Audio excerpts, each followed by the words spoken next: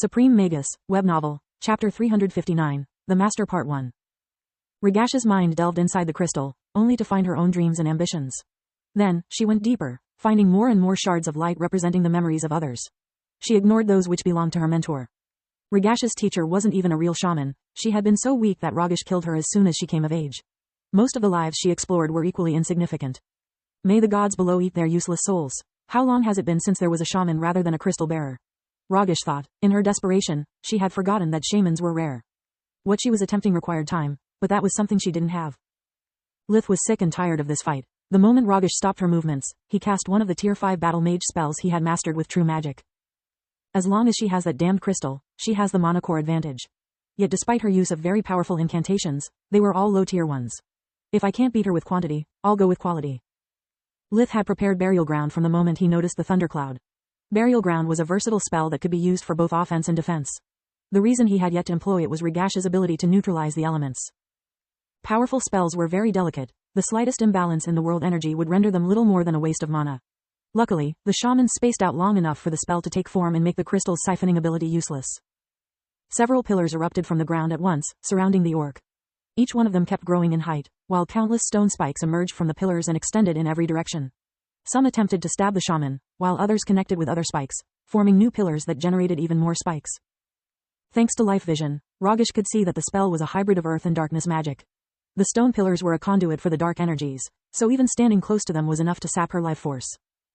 Damn demon, I found the spell I needed only to not have the opportunity to use it. Ragesh thought. She had no time to focus on elaborate spells. The cage was getting smaller by second. Dodging the ever-increasing number of spikes required her full focus. She released a barrage of low-level spells to make burial grounds crumble, but the darkness magic also acted as a shield, weakening her spells before they even hit.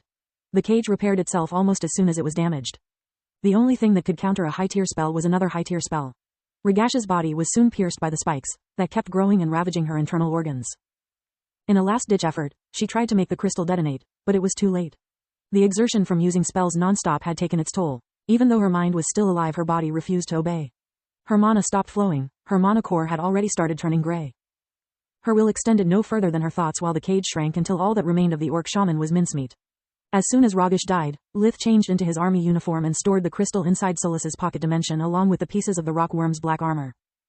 Lith knew it was just a matter of time before someone arrived. He was preparing for the final act of his masquerade. He only kept the gatekeeper outside, since unlike the clothes, he could make it disappear without anyone noticing. Don't play dumb with me, Lith said, waking up the rock worm that was still unconscious after being hit by the lightning. If you were a human, I would have already killed you, but since you are a magical beast, I'll give you a chance.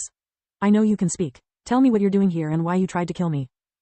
If I do as you say, will you let me go? The worm asked. If you don't, I'll kill you right now, Lith replied. Solus, how strong is this thing? Pretty strong for a magical beast. Its core is cyan, but what's more interesting is that it also has a dormant black core. Solus warned Lith. Just like the wyvern we faced at Xanatos. Without the black armor, she was able to use her mana sense again. Her findings shocked her and sent a shiver down Lith's spine. He immediately used air magic to make the beast float, afraid it could suck the life force of the plants to heal itself with its black core. I'm here for the crystal. My master sent me to retrieve it. The worm replied, hoping to buy enough time to find a chance to escape. Otherwise I wouldn't have wasted my time with filthy orcs, nor would I have saved that incompetent shaman time and time again. Your words make no sense, Lith replied. Why didn't you just steal the crystal from the beginning if your aim was just to take possession of it? Each of the fallen races has a unique trait. The orcs have the ability to manipulate mana crystals as no one else can. Fallen races? Lith asked. It was the first time he had heard such a term. Fallen races, monsters, lost children of Mogar. Different names for the same thing. Failures, the beast explained with a hint of rage in its voice. My master has long researched for a way to imitate their talent to no avail. Even interrogating shamans proved to be useless. Their superstitions are so strong that it makes them immune to any kind of torture. So, after several failures, the master decided to change his approach. First, I found a tribe with a shaman and a powerful crystal. Then, I followed the crystal and applied a marking spell to it. Every time the shaman used its power, the marking spell would leave behind a trace for the master to follow. At that point, all that was left to do was to force the shaman to use all of her abilities before retrieving the crystal. It took me several years to trigger enough tribal wars to collect the data I needed, yet I never managed to force the shaman to use her most powerful abilities. At least until now. The soul exchange that Ragesh used was the last piece of the puzzle, something only a skilled awakened orc can use. I can't believe that after all my efforts to groom her and assure her survival, it was her idiocy that doomed us both. The master had given the worm the black armor to make it impervious to magic and almost untraceable. Almost. The master had no idea something like monosense existed, nor that his minion would suffer so much damage that not even its black core could heal it quickly enough for it to matter. Who is this master? Lith asked.